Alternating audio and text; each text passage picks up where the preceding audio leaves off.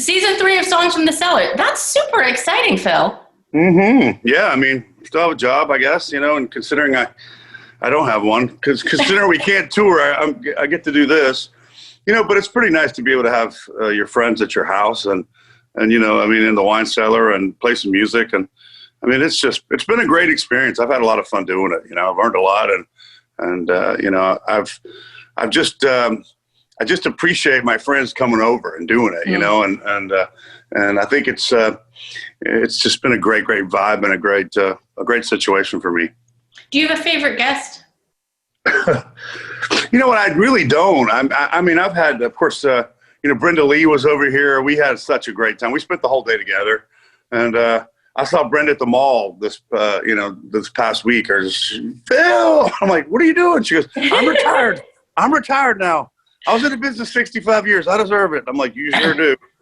I said, I think I'm retired too, actually. But it was fun having Vince and old friends and Dennis Quaid. I mean, of course, having Steve Cropper and Frampton and guys like that too. Tommy Shaw, of course, really good heroes of mine. Too, that I'm sitting there going, these guys are in my basement, in my I guess it was it's really amazing, and even some of my co-writers like Craig Wiseman and John Rich and Jeffrey Steele. So it's kind of fun doing that too, having that element along with all the the stars and Kelly Pickler lighting up the room or the cellar. And I think that was my mom's favorite. My mom was here for the shooting, and her and Kelly hung out and drank a couple glasses of wine, had some fun.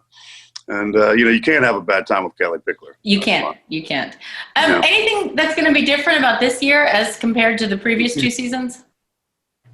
Not really. I mean, we're going to do a couple of the best ofs. Like, we shot 40 episodes of the show. When you think about it, that's a whole lot, and, some stuff that people never got to see, some of the stuff that was left out, on a short little 30-minute show, you edit out so much. I mean, especially with guys like Vince and Kix, and Kix literally came down the hill and came over here to my house. He said, I didn't even have to put my car in drive, but I put it in there. So I mean, it's having those guys, you go through so much, and I got Chingy was on the show and we got to rap. I talked to him the other day, and man, I just talked about what a good time it was just to be with another songwriter from a different genre.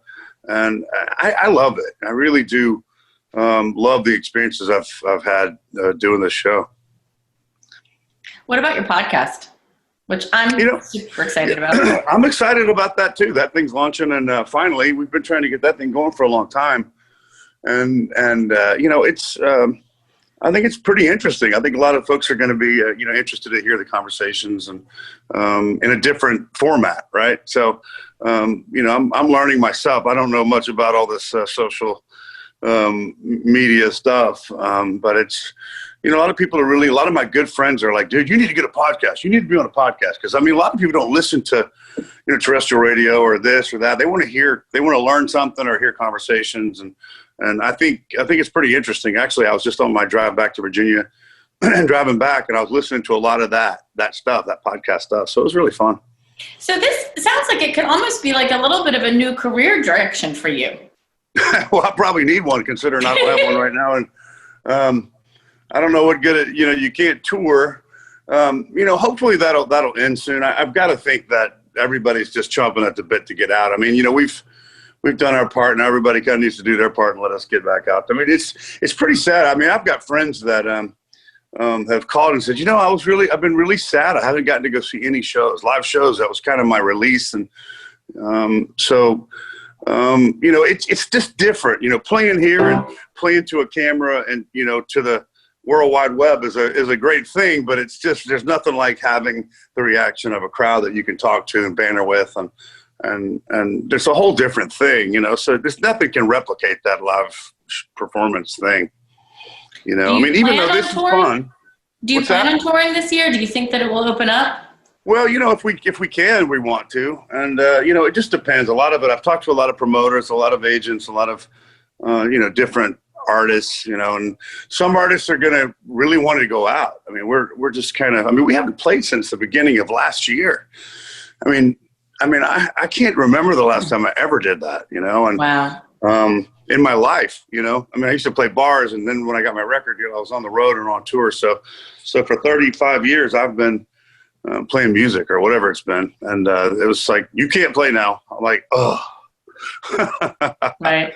And you had just released an album last year, right before the world shut down, right? Yeah, we did our stripped down record. Right. And it was really fun. I mean, I loved music and playing and creating music, and, you know, but it's, you know, it's kind of it's just a different time, you know. It's a different time, you know, when it's different than when you're catering to radio or you're not catering to radio. But having this TV stuff and doing this podcast has been it's been great. It's been a blessing in a way, because it's really given me something to do during this crazy shutdown time, you know. And do you have any thoughts? All of life has been weird, between not only the pandemic, but all the political stuff. What are your thoughts on surviving and maintaining optimism in the middle of all of it?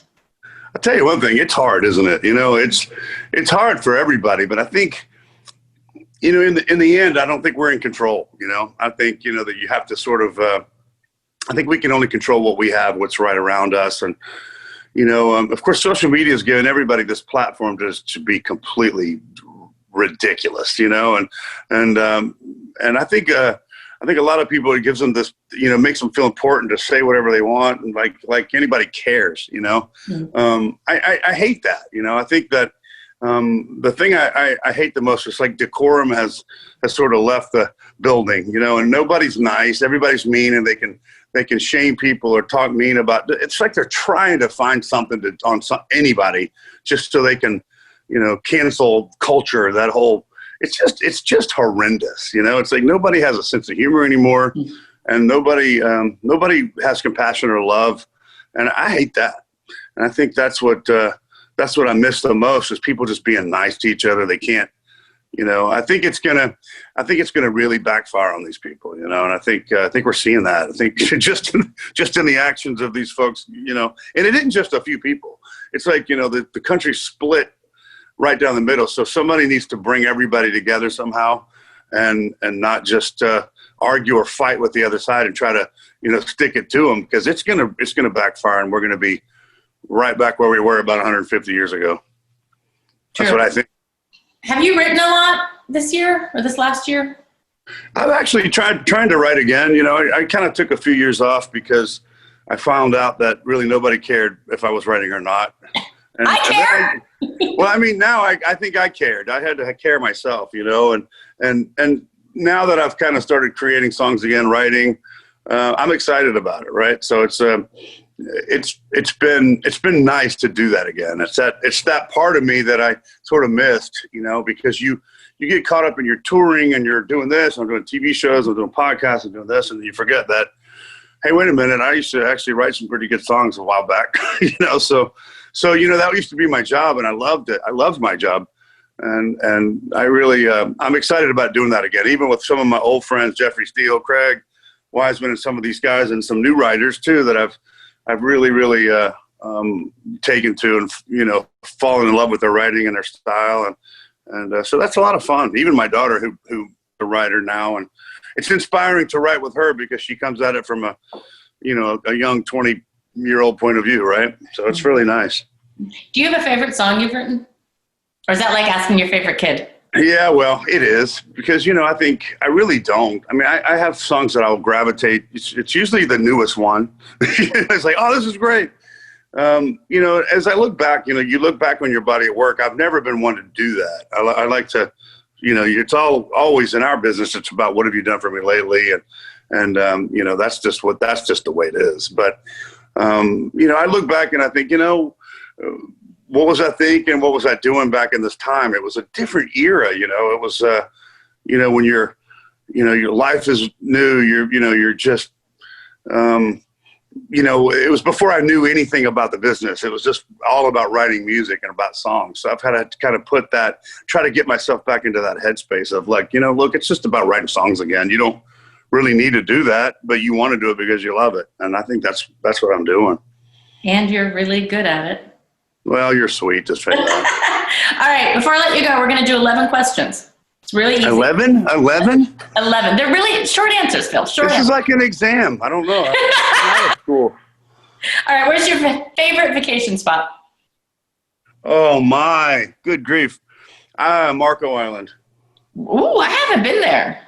And well, Marco Island, it's South Florida. It's just below Naples. I love it. It's it's my zen place. I've been going there for all of my life. Love it. Beautiful.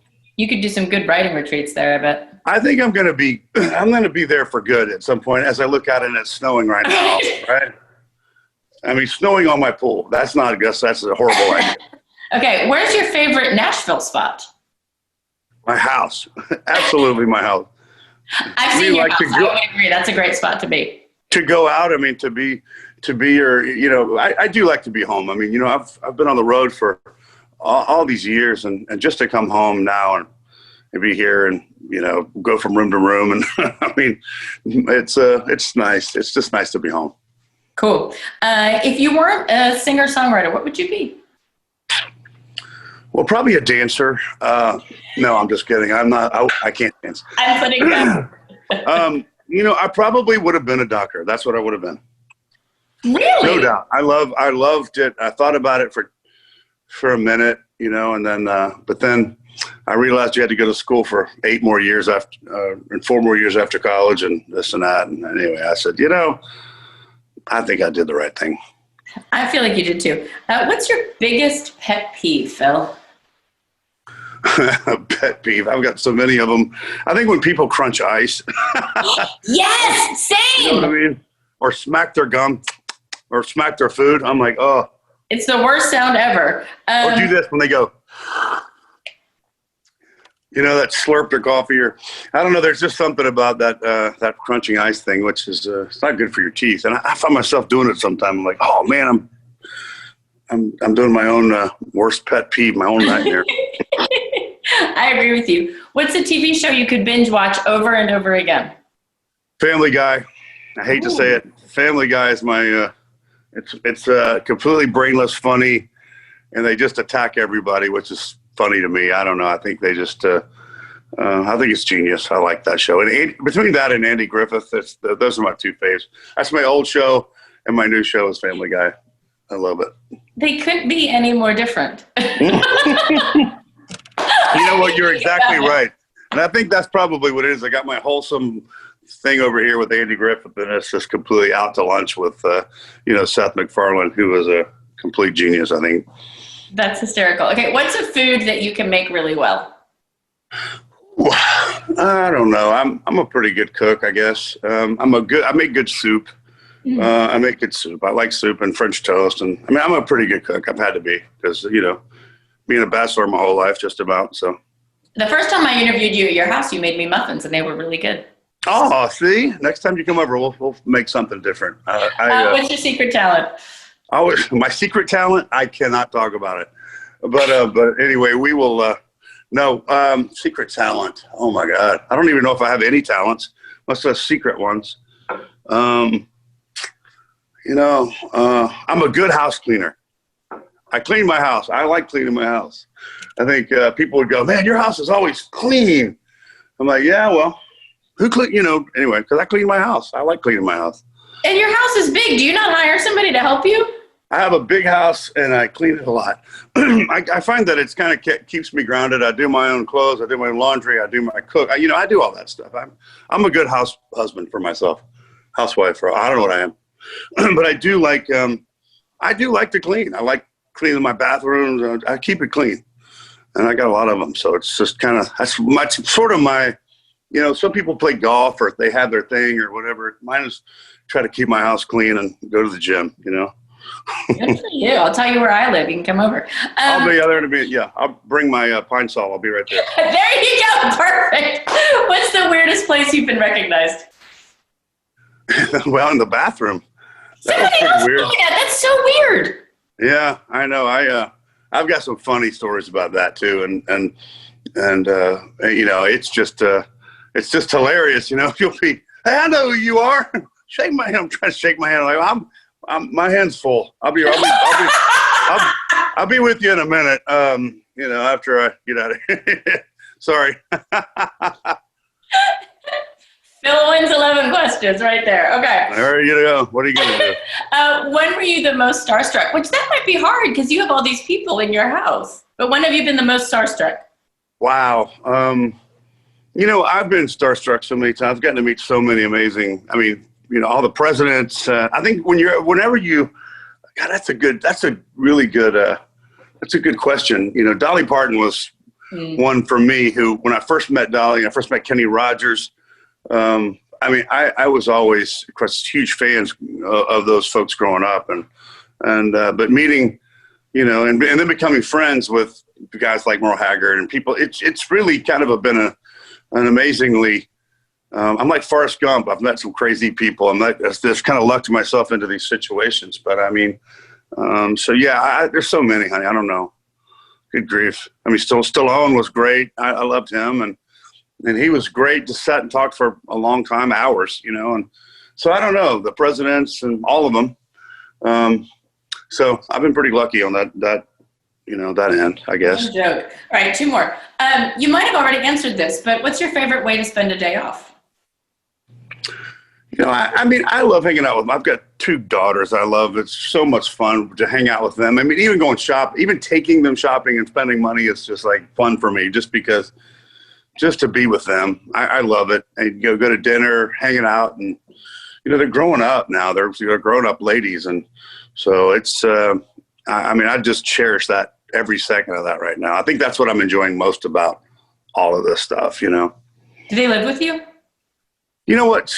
Haley's 22 now, so she's almost out of college. So she's got her own place, and Presley, yes, she's a 17-year-old, and so I've still got that going on. But it's which is hard. It's a hard age for girls, and boy, oh boy, I didn't have a dad. My dad died when I was really young, and of course, my grandmother's, my mother, my sisters, my nieces, and my daughters. I'm the only man in my family. Wow. Period. So it is a face down in the estrogen pool of life. But it's pretty wonderful. I wouldn't trade it for anything. All right, last one. What's something people don't know about you? Wow, I don't know. I don't know if anybody would care. I don't know. I just I don't know. I don't think there's anything people don't know really that people know just about everything about you. I do. I'm kind of a private person. I'm kind of you would think that I would be, I'm not a big party animal or anything like that. I'm a pretty boring human being. So I think people would think, oh man, you're out and you're touring and you're going all over the world. I am boring. I am a boring guy. I need to work on that a little bit. I need to shake it up and steal a horse or do something like that. It's worked for a lot of my friends. I don't know. I'm not that guy.